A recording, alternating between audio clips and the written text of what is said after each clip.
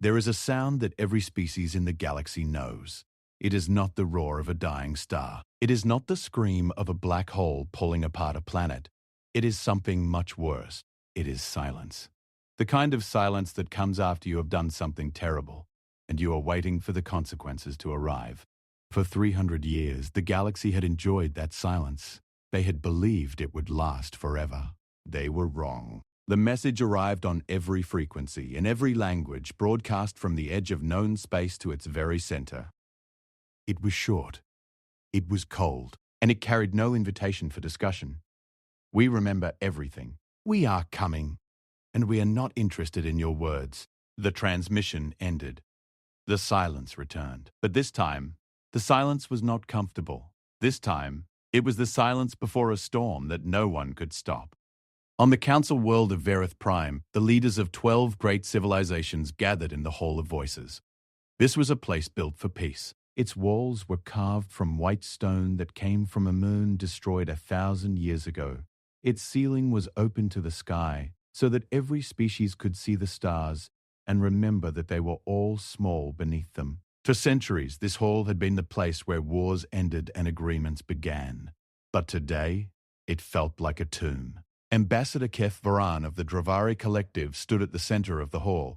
He was tall and thin, with skin the color of wet clay, and 4 arms that he kept folded behind his back when he was nervous. Right now, all 4 arms were folded so tightly that his joints ached. He looked around the room at the faces of the other ambassadors and saw the same expression on every one of them. Fear. Pure and simple fear. "We have confirmed the transmission," Keth said, his voice echoing in the massive chamber. It originated from the dark field expanse, from the region we designated as Quarantine Zone Omega. Everyone knew what the dark field expanse was. It was the vast, empty stretch of space where the galaxy ended and true darkness began. 300 years ago, the combined fleets of every major civilization had pushed an entire species into that darkness and sealed the borders behind them. They had called it a necessary action. They had called it survival. They had called it a lot of things to help themselves sleep at night. The truth was simpler and uglier. They had been afraid of a young species that grew too fast, asked too many questions, and refused to kneel. So they had destroyed their world, scattered their people, and thrown the survivors into the void like garbage. That species was humanity. Elder Saran of the Metheri Dominion leaned forward in her seat. She was ancient even by the standards of her long-lived species. Her scales had turned from green to silver with age, and her eyes were clouded with the weight of too many memories. She had been young when the decision was made. She remembered the debates. She remembered the vote, and she remembered the screams that came through the communication channels as human cities burned. "How is this possible?" she asked. "The quarantine zone has been monitored for 3 centuries. Our sensors detected no development, no industry, no fleet construction, nothing." Keth looked at her and felt a cold knot forming in his stomach. "That is precisely the problem, Elder.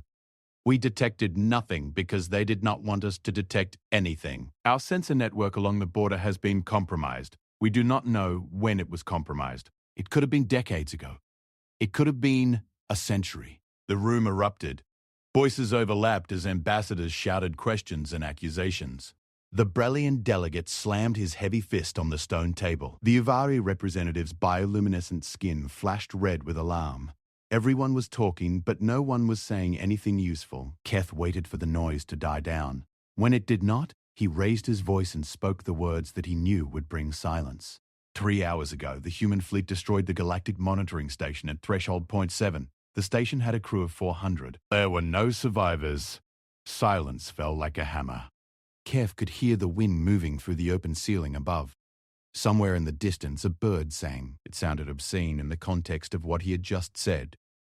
Commander Drael Voss of the Joint Military Command was the first to speak. He was a Kessari, a species built for war. His body was covered in natural armor plating, and his voice sounded like stones grinding together. He had fought in 17 campaigns across the galaxy and had never lost. But even he looked unsettled. "Show us what they have," he said. Keth activated the holographic display at the center of the hall. The image that appeared made several ambassadors gasp. It showed a fleet, but the word fleet did not do justice to what they were seeing. It was an armada. Thousands of ships arranged in perfect formation, moving through space with a precision that seemed almost artistic. The ships were dark, angular, and massive. They looked nothing like the primitive vessels humanity had possessed 3 centuries ago.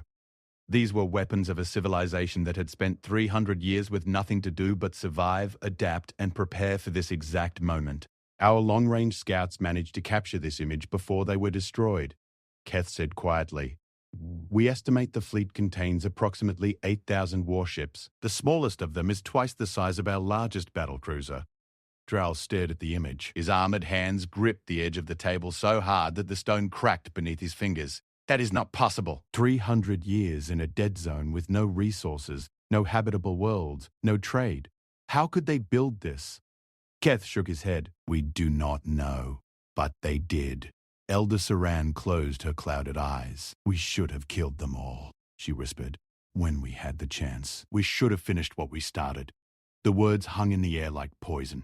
No one agreed with her out loud, but Keth could see it in their eyes. They were all thinking the same thing. Not because they were evil, but because they were afraid. And afraid people think terrible thoughts. General Marvi of the Pelori Federation stood up. She was a diplomat as much as a soldier, known for a calm mind and measured words. Before we discuss military options, we must consider the obvious path. We must offer talks, negotiations. We must acknowledge what was done and offer reparations. The humans were wronged. Everyone in this room knows it. Perhaps if we show them that we are willing to make things right, they will listen.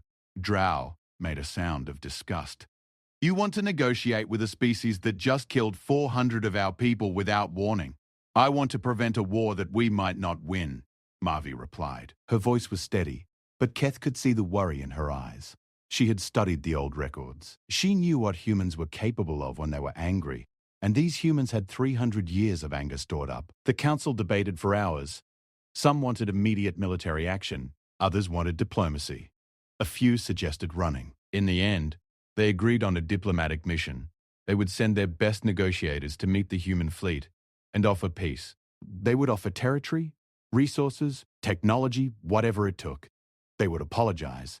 They would beg if they had to. Keth was chosen to lead the mission. He did not want it. He had read the history. He had seen the images of what the Galactic Alliance had done to Earth. The oceans boiled away by orbital bombardment. The cities turned to glass. The refugee ships hunted down one by one across the void. 8 billion people reduced to less than 2 million survivors cast into the darkest corner of space and forgotten. He did not blame the humans for being angry.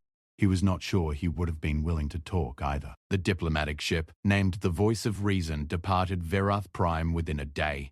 It was a fast vessel, unarmed, broadcasting peace signals on every frequency. Keth brought a small team with him. Translators, historians, and cultural experts who had spent their careers studying the fragments of human culture that remained in galactic archives. Old music, old literature, old films, all taken from the wreckage of Earth-like souvenirs. As the Voice of Reason traveled toward the human fleet, Keth sat in his quarters and read. He read human poetry. He read human philosophy. He read their stories about war and peace, love and loss, revenge and forgiveness. And the more he read, the more afraid he became. Not because the words were savage, but because they were beautiful. They spoke of a species that had once believed deeply in second chances, in mercy, in the idea that enemies could become friends, that those words had been written before the galaxy tried to erase them. The human fleet detected the Voice of Reason long before it arrived.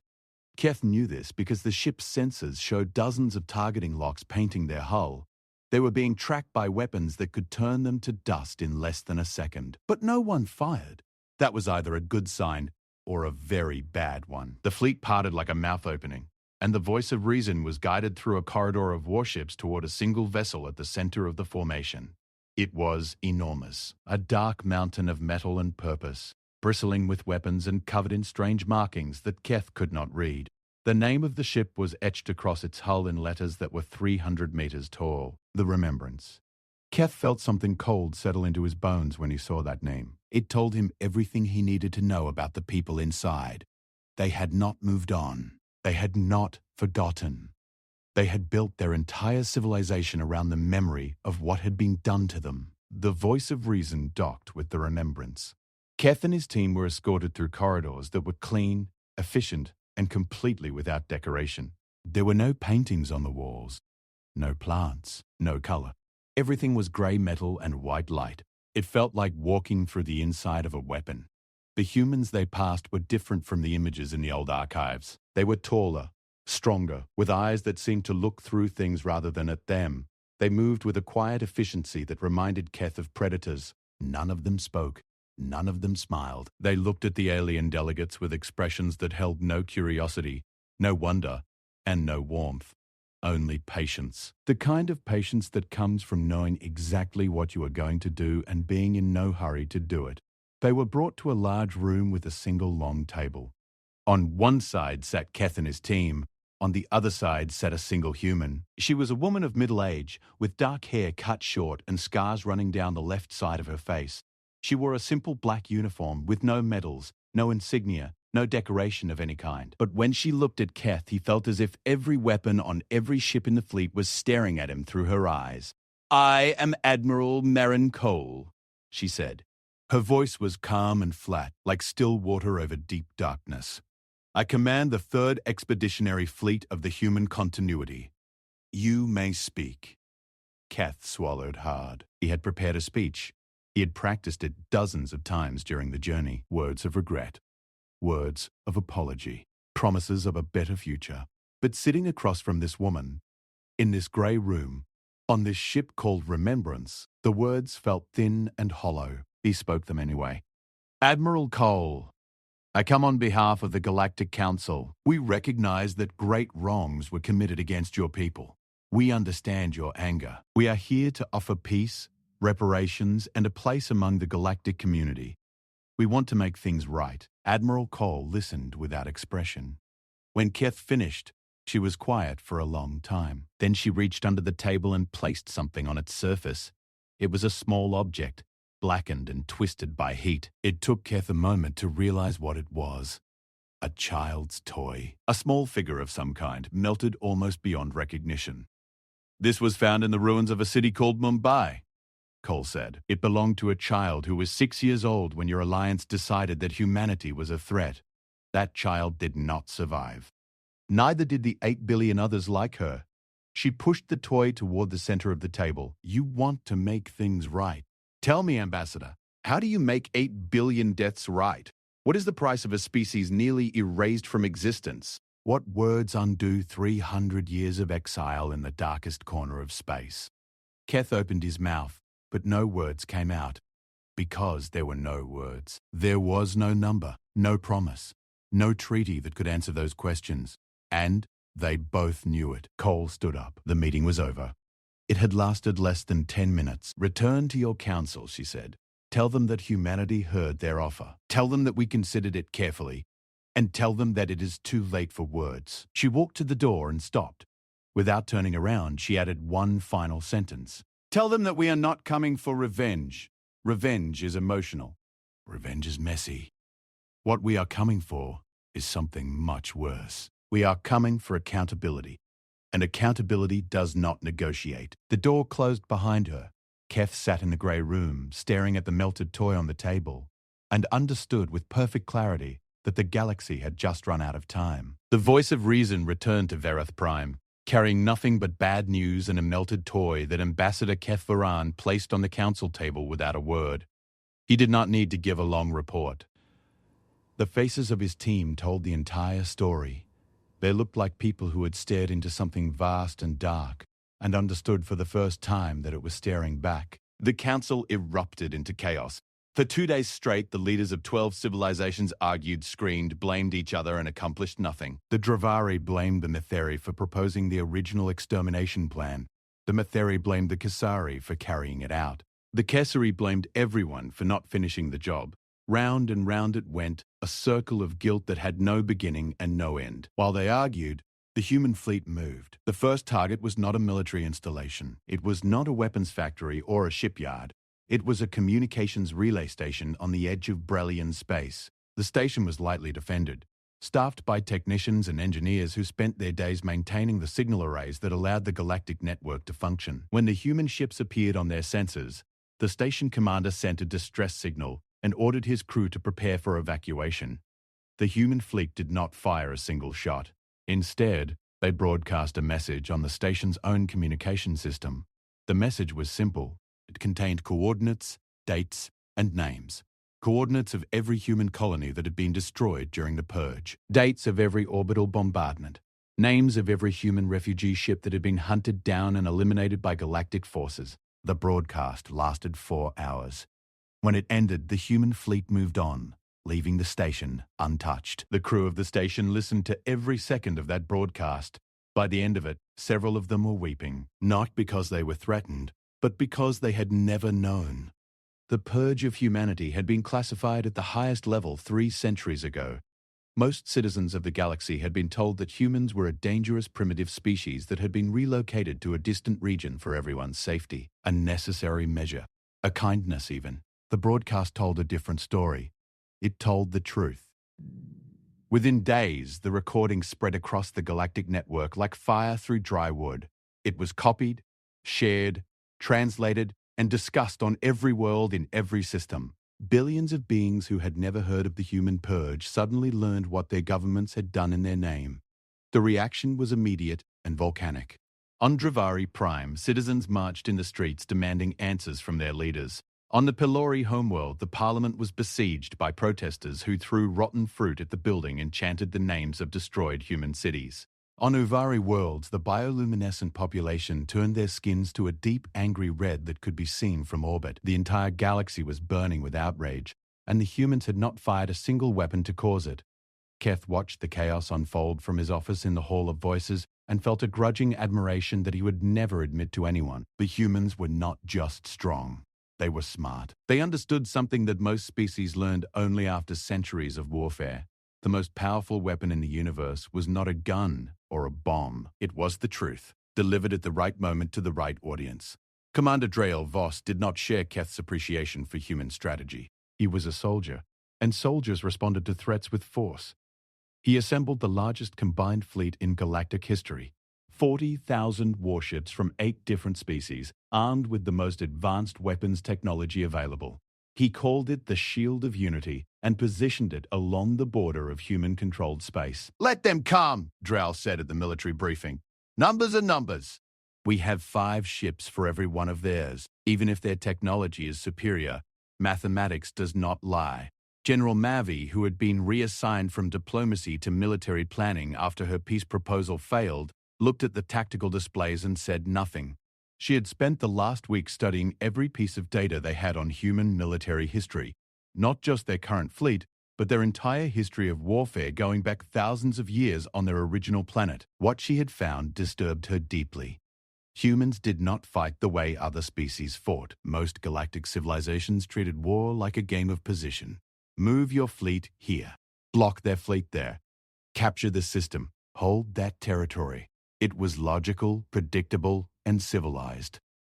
Humans treated war like a flood.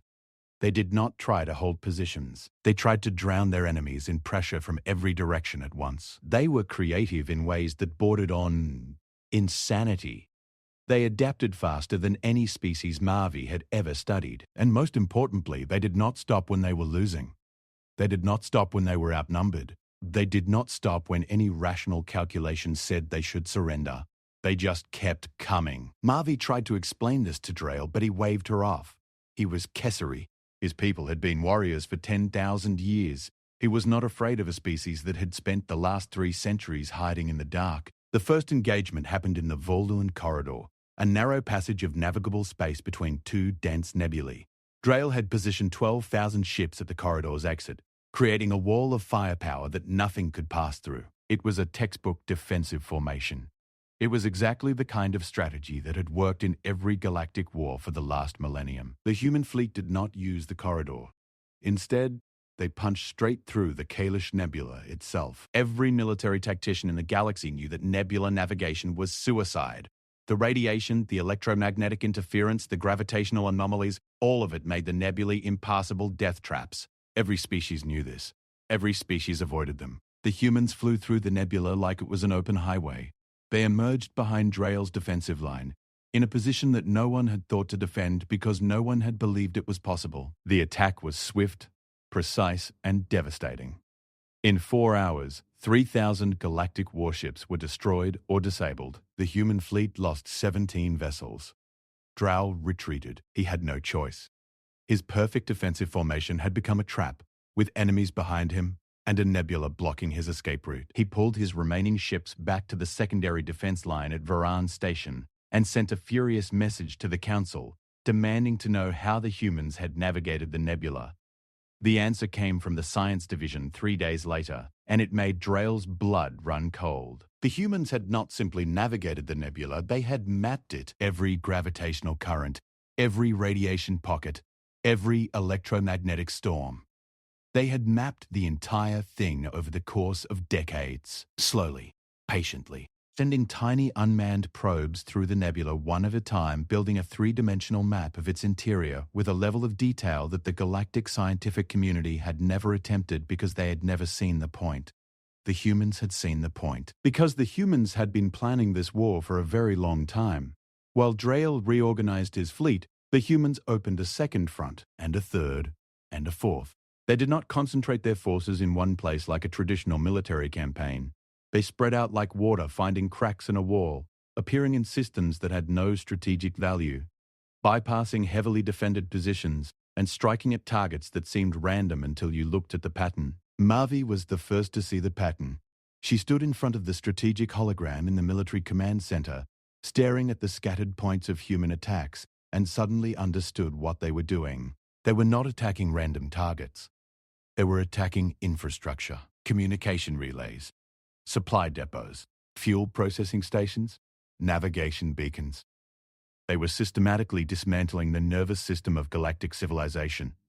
They are not trying to destroy our fleet, Mavi said to the room full of generals and admirals. They are trying to blind us, cut us off from each other. They want every system, every planet, every fleet to be alone, isolated, unable to coordinate. And when we are all separated and confused, they will come for us one by one. The room was silent.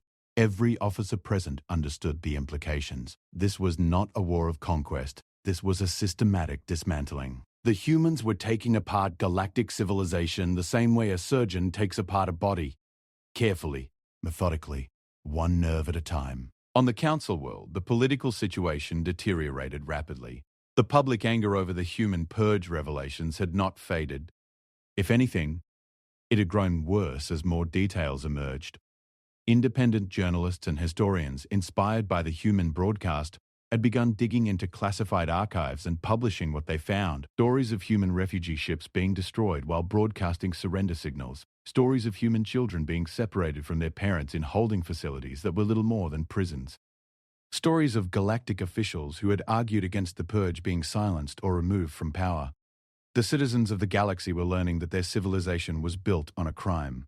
And they were not handling it well. On 3 Dravari colony worlds, the local governments collapsed. The populations refused to support a war against a species that their own government had tried to exterminate. Protests turned into riots. Riots turned into full civil unrest. The Dravari military was forced to pull ships from the front line to maintain order at home. The Pelori Federation fractured. Its parliament, unable to agree on whether to continue fighting or to surrender, dissolved into competing factions. 2 Pelori colony systems declared neutrality and refused to provide resources or troops to the war effort. The Brellians, whose culture placed enormous importance on honor and justice, were perhaps the hardest hit by the revelations. Their entire society was built around the idea that the strong must protect the weak. Learning that their ancestors had participated in the destruction of a weaker species was a wound that cut to the core of their identity. The Brellian fleet commander Admiral Tosk publicly resigned his commission and issued a personal apology to humanity that was broadcast across the galaxy. The Galactic Alliance was coming apart at the seams, and the humans had not even reached the core systems yet. Keth watched it all happening and felt like he was standing on a cliff watching the ocean pull back before a wave that would swallow everything. He spent his nights reading more human literature, searching for something, anything, that might offer a path forward. He read about human concepts like forgiveness and reconciliation. He read about something called Truth and Reconciliation Commissions, processes that humans had used on their own world to heal after terrible crimes. He read about Nelson Mandela, a human leader who had been imprisoned for decades and had emerged not with vengeance but with an offer of peace. There was precedent. Humans had forgiven before. Humans had shown mercy before. It was part of their nature, woven into their culture and their stories. But those acts of forgiveness had happened between humans, between members of the same species who shared the same world, the same blood, the same history. The galaxy had none of that shared history with humanity. They had only destruction and exile and 300 years of silence. Still, Kef had to try. He drafted a new proposal. Not a formal diplomatic offer this time, but a personal message. He addressed it directly to Admiral Merrin Cole and poured everything he had into it. He acknowledged the crime. He did not use soft language or diplomatic evasions. He called it what it was: genocide. He named the dead. He described the suffering. And he asked with genuine humility whether there was any path that did not end in total destruction. He sent the message and waited. The response came 12 hours later. It was not from Admiral Cole. It was from someone identified only as the Speaker of the Remembrance Council. The message was longer than Kef had expected. It described, in calm and precise language, the first years of human exile in the Darkfield expanse. The starvation, the disease, the ships failing one by one as parts wore out and could not be replaced, the children dying because there was no medicine, the elderly dying because there was no food, the strong dying because there was no hope. It described how humanity had survived by eating things that should not have been edible, by breathing air that was barely breathable, by turning every scrap of material into something useful. It described how they had found dark worlds in the void, planets so far from any star that they existed in permanent night, and had built underground cities lit by artificial suns powered by the last functioning reactors from their dying ships. It described how every human child born in the Darkfield was taught 3 things before they learned anything else: their name, the name of Earth, and the promise that one day they would go back. The message ended with a single paragraph that Keth read over and over until the words were burned into his memory. You ask if there is a path that does not end in destruction.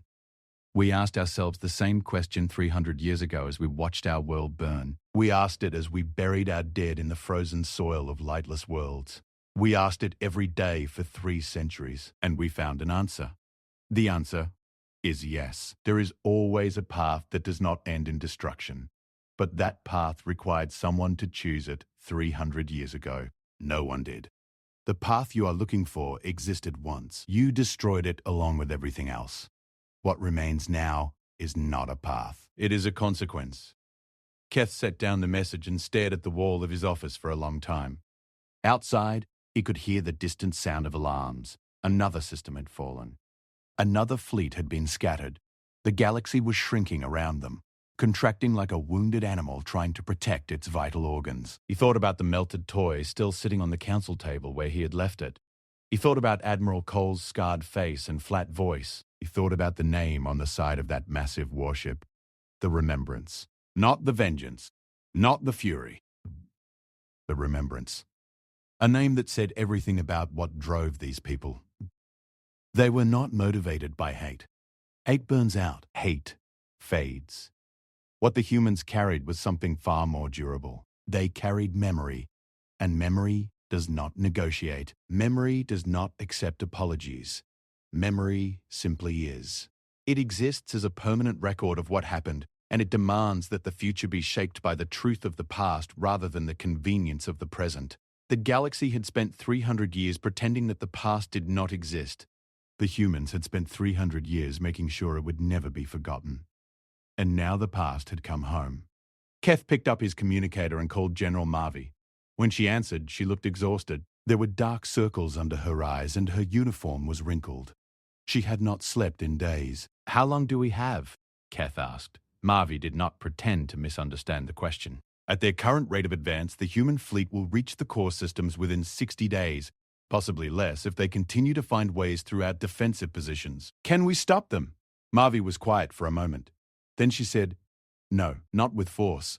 Their technology is superior. Their tactics are unpredictable, and our alliance is falling apart from the inside. Every day, more systems declare neutrality or withdraw from the war effort. We are losing this war on every front, military and political. He had known the answer before he asked the question, but he needed to hear someone else say it. Then we need to find another way, he said. There is no other way, Marvy replied. They told us that. They told us it was too late for words, Keth said. They did not say it was too late for actions. Marvy looked at him with something that might have been hope or might have been pity. What kind of actions? Keth did not have an answer yet, but he knew that somewhere between the galaxy's guilt and humanity's fury there had to be something, some gesture, some act. Something that was not words because words were worthless. Something that was not force because force was futile. Something that spoke in a language that even 300 years of suffering could not make meaningless. He just had to figure out what it was before the 60 days ran out. 41 days after the first human transmission, the galaxy looked nothing like it had before. The great map in the Hall of Voices, which had once shown a sprawling network of civilizations connected by trade routes and communication lines, now looked like a body with its veins cut open. Entire sectors had gone dark. Communication relays were destroyed or captured. Supply chains that had taken centuries to build were severed in hours. Worlds that had never known isolation suddenly found themselves alone in the dark, unable to reach their neighbors, unsure of what was happening beyond their own atmosphere. And still the human fleet advanced.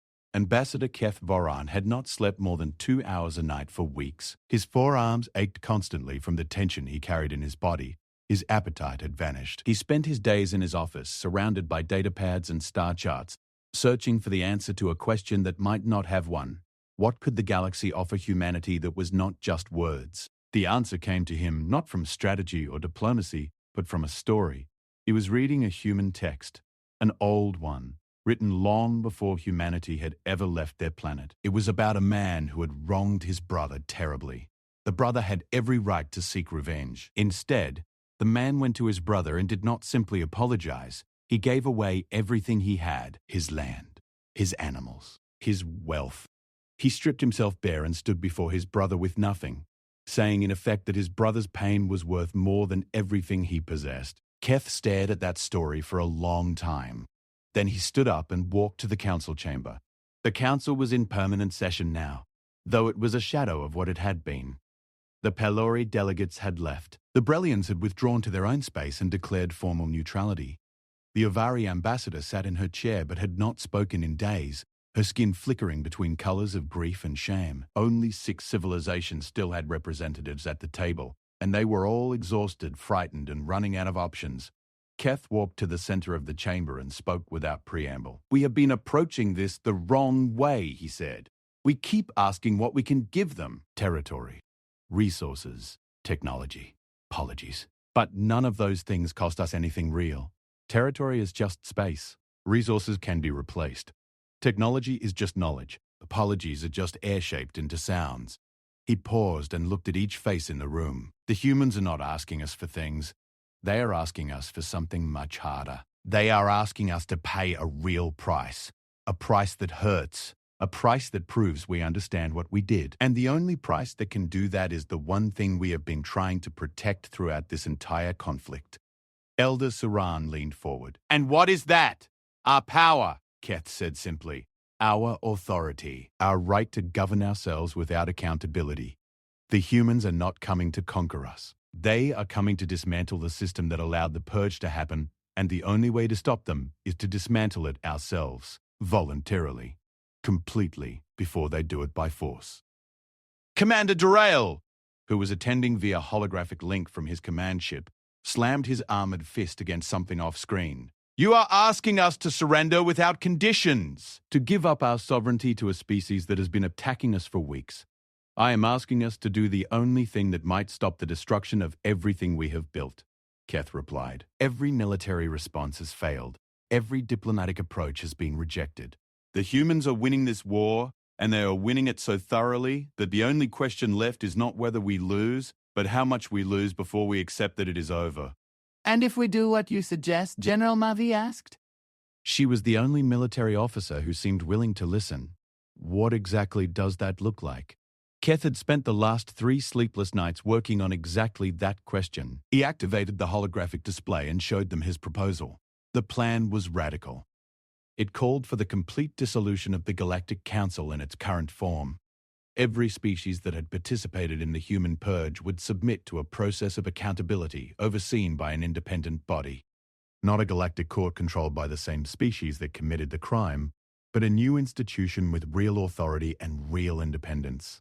Every classified document related to the purge would be declassified and made public. Every individual who had given orders during the purge, if still alive, would face a formal accounting of their actions. And most importantly, the quarantine zone would be formally abolished. The territory that humanity had been imprisoned in would be recognized as sovereign human space, and the resources that had been denied to them for 3 centuries would be provided unconditionally. It was not a peace offering. It was a confession. And like all true confessions, it required the person making it to give up the power to protect themselves from the consequences. The debate lasted 18 hours. Drayle argued against it with every fiber of his being. He called it cowardice. He called it the death of galactic civilization. He threatened to continue fighting with or without the Council's support. But even as he raged, the other delegates could see the strategic displays behind him, showing his fleet positions falling back, system after system blinking from green to red, as human forces continued their relentless advance. In the end, the vote was 5-1. Drayle was the only dissent. The remaining council members approved Keth's proposal, and a new message was prepared for transmission to the human fleet. This time, the message was not addressed to Admiral Cole or to any military authority. It was addressed to the people of humanity, all of them. It was broadcast on every frequency, in every human language that the translators could manage, and it began with 6 words that no galactic leader had ever spoken before. We confess to the crime of genocide, the full history of the purge, told not from the perspective of the victims, but from the perspective of the perpetrators. It named the leaders who had voted for the purge. It described the military operations in clinical detail. It acknowledged the refugee ships that were destroyed after they had surrendered. It acknowledged the children. It acknowledged all of it. And then it described Keth's proposal. The dissolution of the council, the accountability process, the opening of the archives, the recognition of human sovereignty, every detail laid bare for the entire galaxy to see. The message ended with Keth's own voice speaking directly. We do not ask for forgiveness. We do not deserve it. We ask only for the chance to prove through actions and not words that we understand the weight of what was done. We understand that trust once destroyed can only be rebuilt through time and truth. We are prepared to give both. The choice of whether to accept is yours. It has always been yours.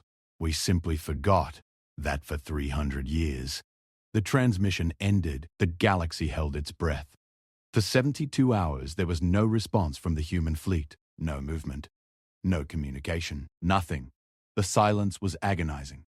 Keth paced his office, unable to eat, unable to sleep, unable to do anything except wait. He had bet everything on this gamble. The survival of galactic civilization, whatever that meant, rested on whether the humans believed his sincerity. On the second day of silence, something unexpected happened. Admiral Tosk, the Brellian fleet commander who had publicly resigned and apologized, appeared at the Hall of Voices. He had traveled from Brellian space personally, without authorization from his government. He walked into the council chamber, placed his ceremonial weapon on the table, and made a statement. The Brellian people have debated among ourselves since this conflict began. We have struggled with our guilt and our shame. We have argued about what the right thing to do is. I am here to tell you that we have reached a decision. The Brellian fleet will not fight the humans. If they come to our space, we will open our borders. We will provide them with whatever they need, and we will submit to whatever process of accountability they require. He paused, and when he continued, his deep voice cracked with emotion. This is not surrender. This is something our culture values above all else. This is justice. We failed to protect the weak. We participated in the destruction of the innocent. There is no military victory that can undo that shame. The only path back to honor is through truth. Tosk's declaration was broadcast across the galaxy. Within hours, 2 more species made similar announcements. The Uvari and the Pelori, whose internal conflicts had been tearing them apart, found unexpected unity in the decision to lay down arms and accept accountability. Their citizens, who had been protesting for weeks, finally had something to rally around that was not anger, but purpose. Commander Drell watched these developments from his command ship with growing fury. He saw what he considered the backbone of galactic civilization crumbling in real time. Species that had stood together for millennia were breaking rank, not because they were defeated, but because they were choosing to lose. It was incomprehensible to him. He made a decision. Without authorization from the Council, he gathered the ships still loyal to his command, approximately 6,000 vessels from the Kessari military and allied forces, and plotted a course directly for the heart of the human fleet. If no one else was willing to fight, he would fight alone. Marvi learned of Drell's plan hours before he launched his attack. She immediately contacted Keth. "He is going to get thousands of people killed," she said. "The humans will see his fleet coming, and they will respond with force. And everything you have done, the confession, the proposal, all of it, will be destroyed in the crossfire." Keth felt the ground shifting under his feet. He had planned for many possibilities, but not this one. Not one of their own commanders going rogue and shattering the fragile possibility of peace with an unauthorized attack. He did the only thing he could think of. He sent another message to the human fleet. This one was urgent, desperate, and completely honest. "An unauthorized military force is approaching your position. This force does not represent the will of the Galactic Council or the majority of galactic species. We are unable to stop them in time. We are telling you this because you deserve to know the truth. Please do not judge all of us by the actions of those who refuse to accept what must be accepted." And then he waited again. There was nothing else he could do. Drell's fleet dropped out of faster-than-light travel at the edge of the human formation. 6,000 warships arranged in an aggressive attack pattern, weapons charged, shields at maximum. It was an impressive display of military force.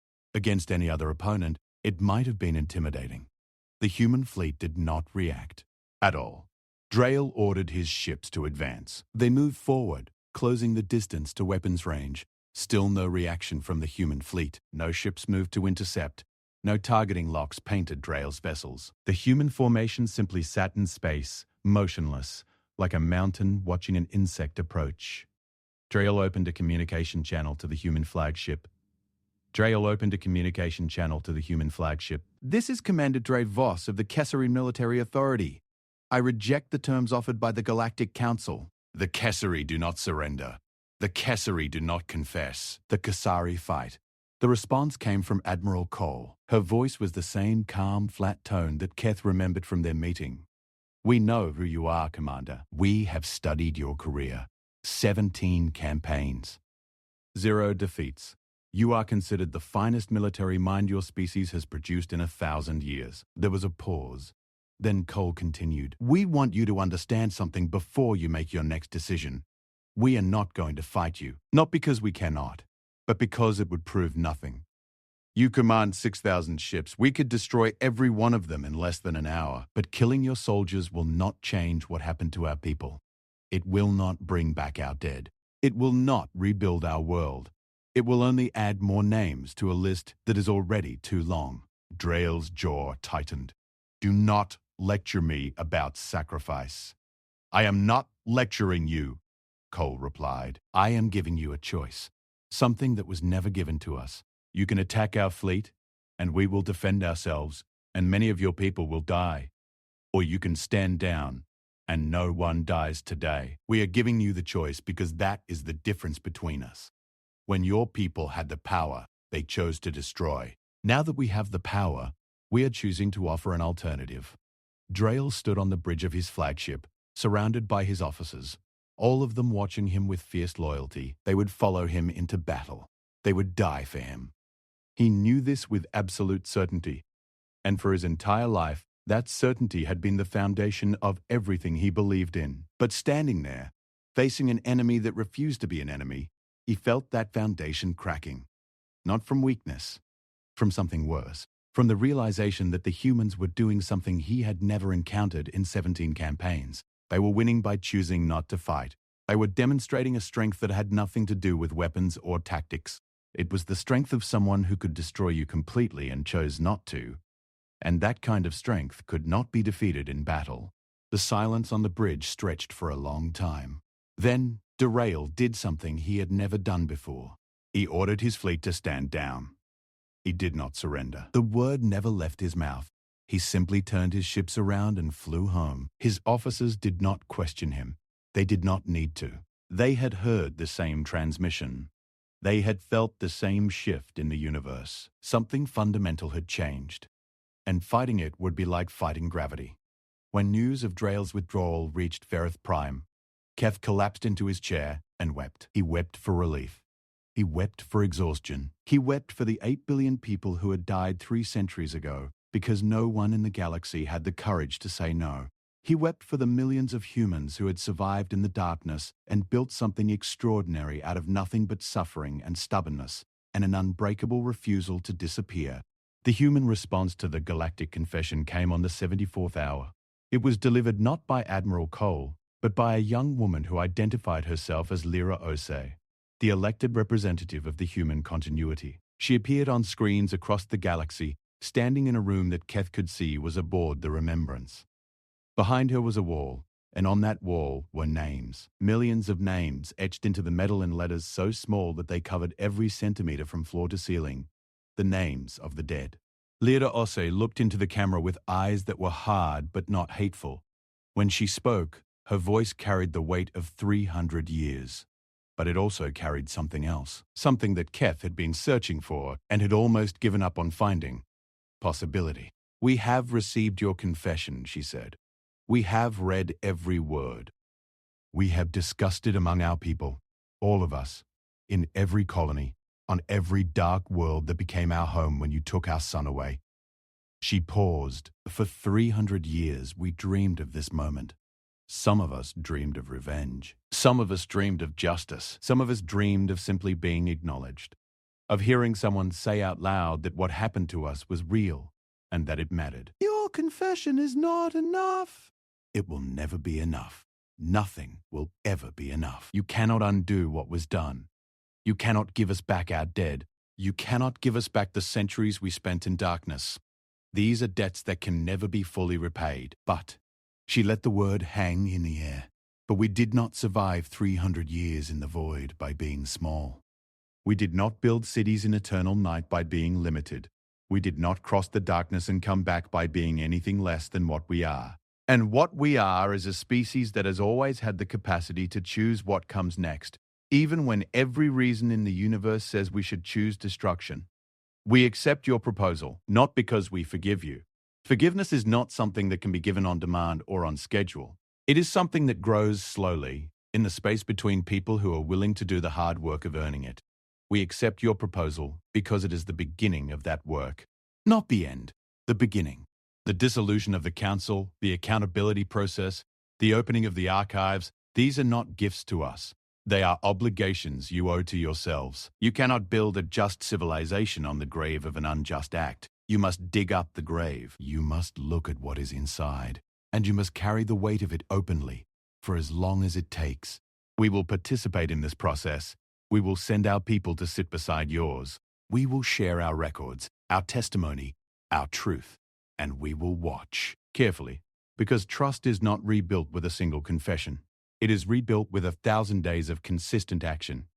She touched the wall behind her, her fingers resting on the tiny carved names. These people cannot speak for themselves, so we speak for them. And what we say is this: the galaxy took everything from us. Our world, our world, our world, our world. Our place among the stars. And we took it all back, not through war, although we were prepared for war, not through destruction, although we had the power to destroy. We took it back by refusing to become what was done to us. We are humanity. We remember everything. And we have decided that remembering is not the same as being trapped by the past. It is the foundation on which the future is built. This is not forgiveness. This is something harder. This is the decision to move forward with our eyes open, carrying our dead with us and demanding that the universe does better, not because it has earned that chance, but because we choose to give it one. The transmission ended.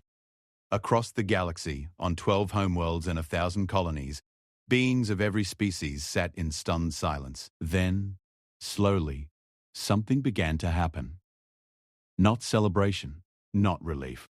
something quieter and more profound. It was the sound of a galaxy beginning to breathe again, knowing that the air would taste different from now on, heavier, more honest, but breathable. On the dark worlds of the Darkfield expanse, in the underground cities lit by artificial suns, the people of the human continuity gathered in their public squares and listened to Lyra Osei's words echoing through speakers built from salvaged metal and stubborn hope. Children who had never seen a natural star looked up at the stone ceilings above them and tried to imagine an open sky. Somewhere, on a ship called the Remembrance, Admiral Merrin Cole stood alone in her quarters. She held a small object in her scarred hand. It was a photograph, old and faded, showing a family standing in front of a house on a green hill under a blue sky. The photograph had been passed down through her family for 300 years. The house was gone. The hill was glass. The sky was a memory. She looked at the photograph for a long time. Then she placed it carefully in her breast pocket, close to her heart, and walked to the bridge. There was a future to build, and it would not build itself. The galaxy had been wrong about many things, but perhaps the greatest thing it had been wrong about was the belief that the species it had tried to erase would come back as monsters. The humans had come back as something far more dangerous than monsters. They had come back as something the galaxy could not fight, could not deceive, and could not ignore. They had come back as exactly what they had always been, human.